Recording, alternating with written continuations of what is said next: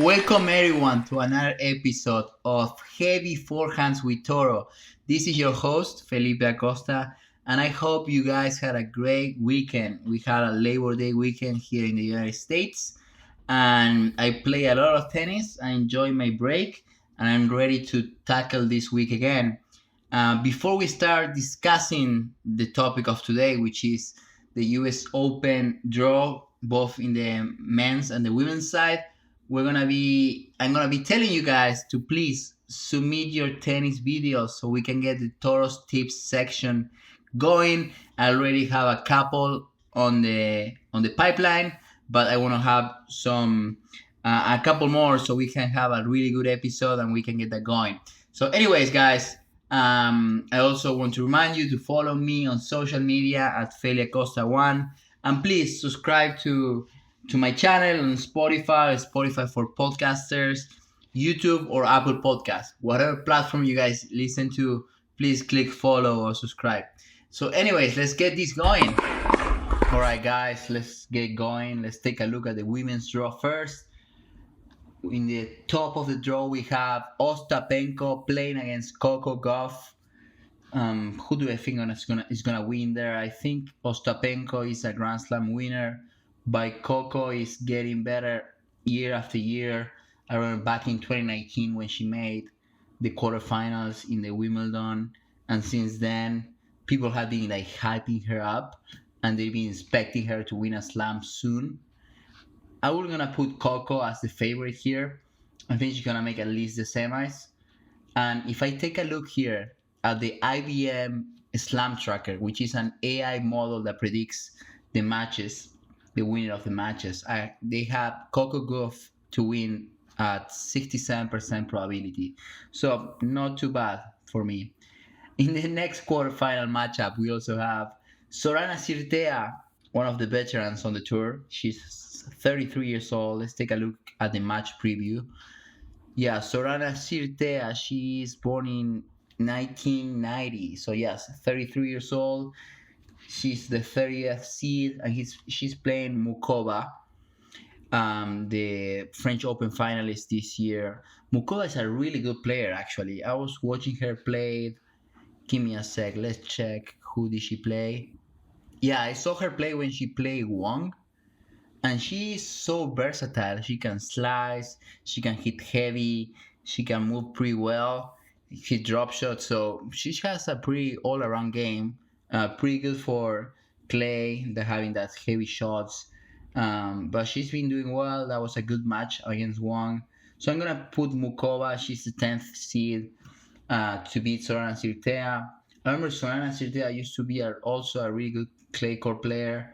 I think in the French Open 2009, she had a good run until quarterfinals. I think she beat Venus Williams back then.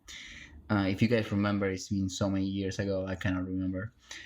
Please let me know in the comments. Let's see who do we have as the favorite in the IBM Slam Tracker. Oh, okay, we have Mukova for 56% probability. That's a pretty even match, but still, so far I'm 2 for 2 agreeing with the IBM Slam Tracker. And then on the bottom half of the draw, we have Madison Keys, another American player, playing Bondrusova, the winner of Wimbledon this year. Bondrusova, lefty player. She has a really good forehand. I saw her playing against Stearns, and Stearns used to be a college player. She played for Texas, and she was super pumped up, trying to bring the energy, but Bondrusova was too strong. Stearns won the first set 7-6, and then Bondrusova like stepped on her after that. It was 6-3, 6-2, fairly easy.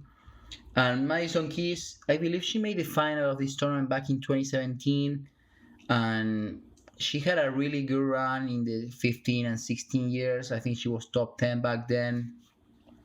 But Bondrusova is a strong player. She's 1999, so she's my age, and I think she hasn't lost since Wimbledon.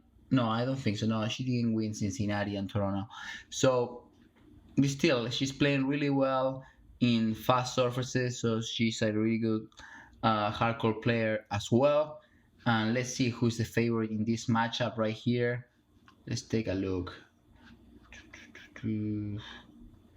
Bondrusova keys. I don't think the IBM Slam Tracker is working. They don't have it. They're getting ready. Okay, so I'm gonna decide that Bondrusova is gonna win the matchup there, and it's gonna be the first player in the semifinals in the bottom half of the draw. And then the last quarterfinal matchup will be Sheng against Sabalenka. But Sabalenka, man, is she's playing so good. She has big shots. She gets after each shot. She hits the ball so big. She beat Kazakina 6-1, 6-3. So easy. Um, and then, well, she's playing Sheng. Sheng is a really good player. She beat Jabeur. That Jabeur is my favorite player on the women's tour. Actually, she slices the backhand. She has a really good forehand. She also another versatile player. But she lost against Sheng fairly easy, 6-2, 6-4. And Sabalenka on these surfaces, she gets really strong. She gets after every shot. I think I don't want to go over myself, but I think she's gonna be the favorite to win the tournament here. I think she's gonna beat Shang.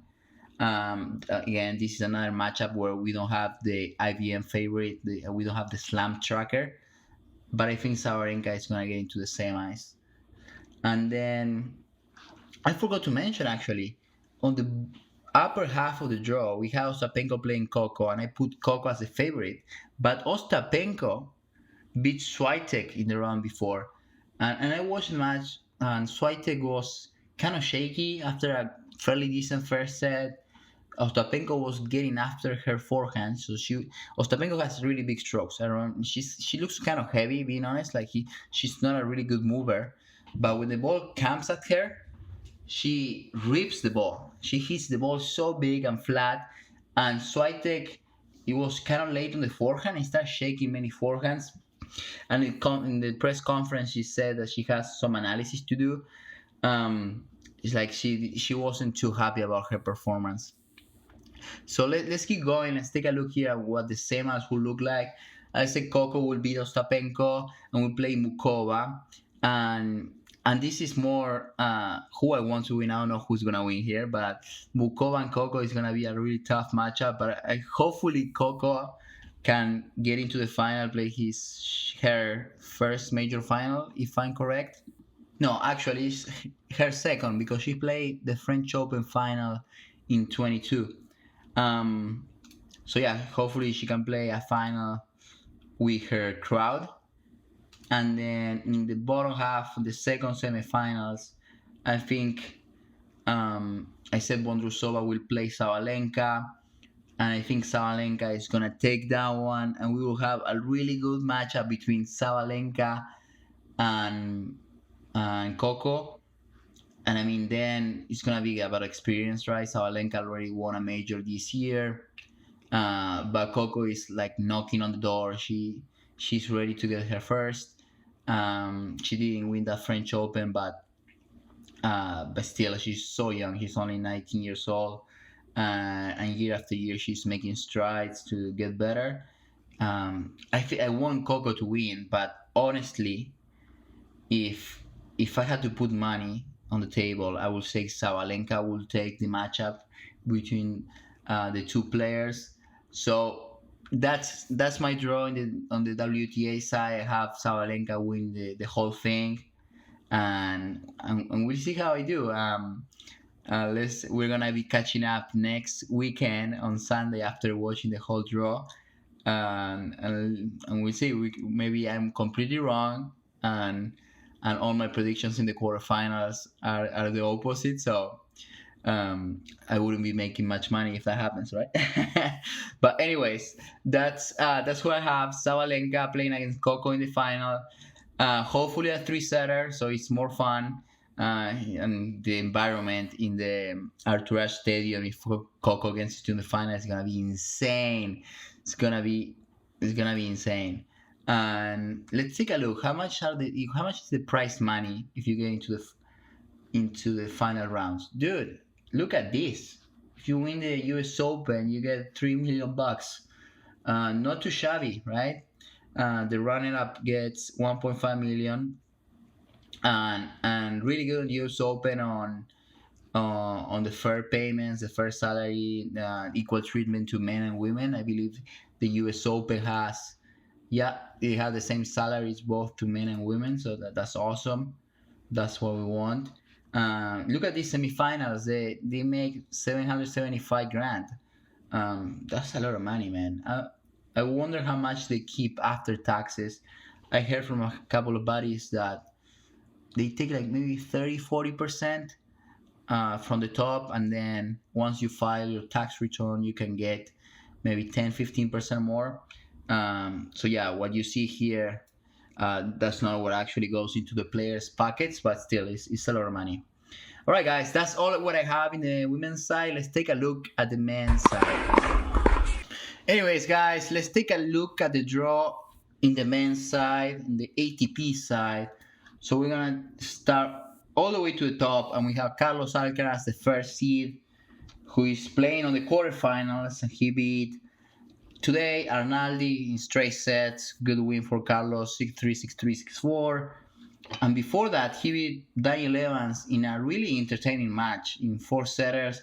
But both the players, they were hitting drop shots, slice, loves, and Daniel Evans is doesn't have a lot of shots. I mean, he can slice. He had pretty decent forehand. But the guy is crafty. He tries to find a way to grind. He's a good mover. He tries to move the ball around, and he runs after each ball and made the match really interesting.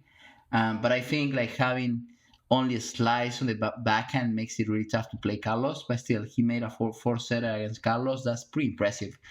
And and yeah, Carlos beat Arnaldi, and he's waiting for the matchup between Zverev and Sinner, who are playing right now, and they're about to go to the fourth set. And we have Zverev. Yeah, Zverev just won the third set 6-2. So it's 6-4 for Zverev, then 6-3 for Sinner, and then 6-2 for Zverev. I'm pretty surprised actually after Zverev had a really tough matchup against Dimitrov, and I thought Sinner after winning the Toronto tournament, he was gonna like loosen up and play really well in the US Open. But still, Zverev is getting back to his level. He remember that he got injured playing the French Open back in 2022. That where I think he, I don't know if the right word is broke, but I think he broke his ankle, and he was like down for 6 months, like without playing. That's pretty tough, man. Imagine being in bed for 6 months, not being able to walk. And and yeah, now he's about to beat Sinner. Remember, Sinner and Carlos had a quarterfinal matchup that was insane last year. So it would be great if we can have a rematch of that matchup where Carlos beats Sinner in a five-setter, same match point. I mean, I would pay to watch that again, man. Hopefully, after I finish recording this, I'm gonna continue watching the Sinner matchup, and hopefully Sinner can turn it around and take it to the fifth set. I think the crowd likes Sinner, so I think he's gonna have the support from the crowd. But still, even if Sinner makes it, I think I have Carlitos to beat him again. I think on the big moments, Carlos is mentally stronger than Sinner, so I have Carlitos beating Sinner or Zverev in the quarterfinals. In the second quarterfinal matchup of the upper part or the draw, we have Dani Medvedev and Andrei Rublev, which are supposed to be Russian, but they're not showing the flags. I mean, you know what's going on in Ukraine and Russia. They're still not letting the athletes to represent their country, and I think Medvedev is way stronger than Rublev. Every time they play, I think Rublev only beat him once in the ATP World Tour Finals last year, but on a five-setter match in the US Open where Medvedev is really strong, Medvedev today beat Deminar in four sets. and then he really had a good match against Baez, the Argentinian player.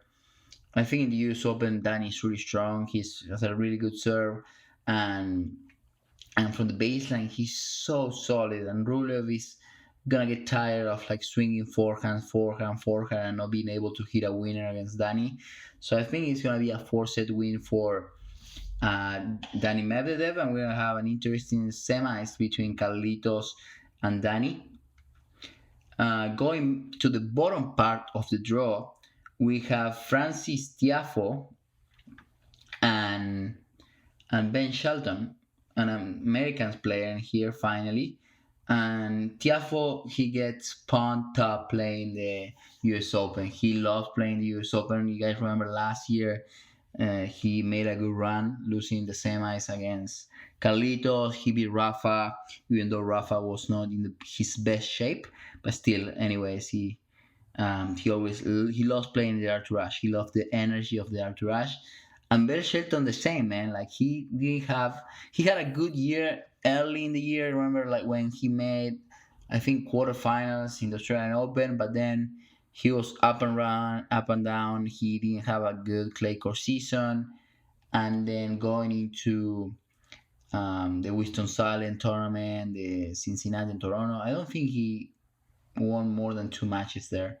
I mean, he's still young. I think he's 20 years old, about to turn 20. So he has a great future ahead of him.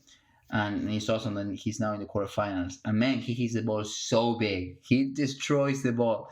I think he hit a serve that was like 146 miles per hour. I mean, that's insane, man. What an arm. He's a big dude. He looks pretty strong, and he beat Tommy Paul. That Tommy is so solid. He can move around the court. He has solid forehand, solid backhand, and you need to break him down to win a point to him, dude. Tommy is a solid player. But good for Ben. But hopefully, I really like Francis Tiafo. Hopefully, Francis can get this match. And in this one, we actually have the match preview for this quarterfinal matchup. Let's take a look. We have let's see, insights. Let's take a look who is the favorite to win. And in terms of likelihood to win, we have 55% for Francis Tiafo. Like I said, I also like Tiafo here. I think he's a favorite, and I think I would like him to win. So um, the AI agrees with me, so good for me. Let's see how I do. In I'm gonna report to you guys back on Sunday to see how I did against the AI model. And then in the bottom half of the draw, in the last quarterfinal matchup, we have Novak Djokovic, the Serbian, against Taylor Fritz, the another American player. And I think the head-to-head between these two fellows is 9-0 against for 9-0 for Joko. Let me take a look. Let's see. Let's see the head-to-head between these two guys. Do we have that? Give me one sec, guys. Actually, head-to-head is 5-0. So regardless, it's still Joko is the favorite, and I think he's gonna win. The AI model says that Joko is 54% favorite for this matchup. I think he should be higher. I will put him like 70 or 80% favorite. But maybe Taylor gets fired up playing in the Arthur Ashe Stadium, and he's been doing well. He beat Striker in 3 setters, and before that, he also beat. He had a pretty tough matchup, I think, before that. No, actually, he beat Mensik straight set 6-1, 6-2, 6 love. He's doing well, actually. He's a 9 seed, and good for him making the quarterfinals. But still, I have Joko as a favorite. And let's go and take a look how will the semifinals will look like. Like I said, we have Carlitos against Medvedev. And I think I said it earlier in one of the first episodes. I think I said it in the Wimbledon episode where I think Carlos has a great game to be Medvedev because he can mix up the paces, he can go big, he has all the shots, and and I think Medvedev's ball doesn't bother Carlos at all.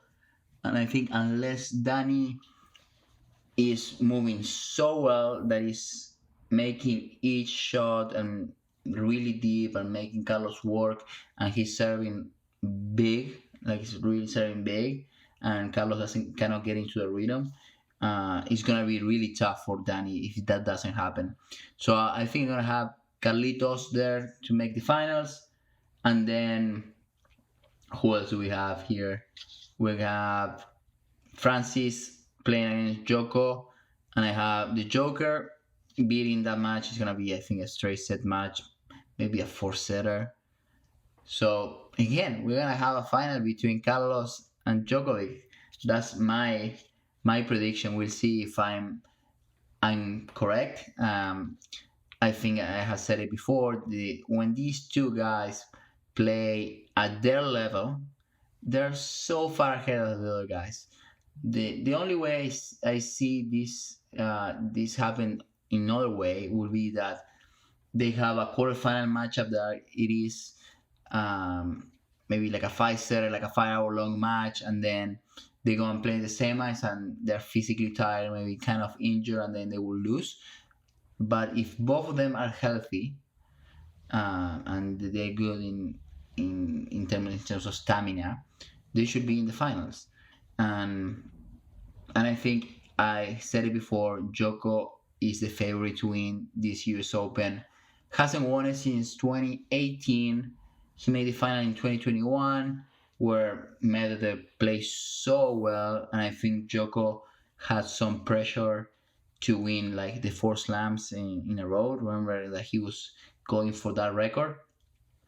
He already had that record actually, but he never did it in the same calendar year. So he was going to for winning the four slams in a row in the same calendar year, and couldn't get it because Medvedev played unreal.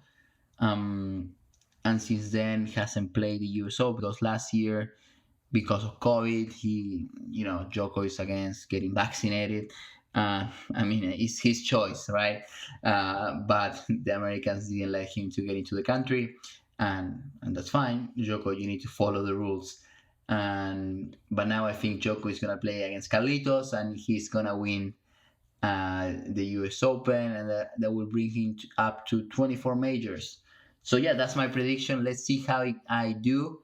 We're gonna be checking in next Sunday in the episode reaction of whatever the final is. And yeah, please make a comment. Let's see.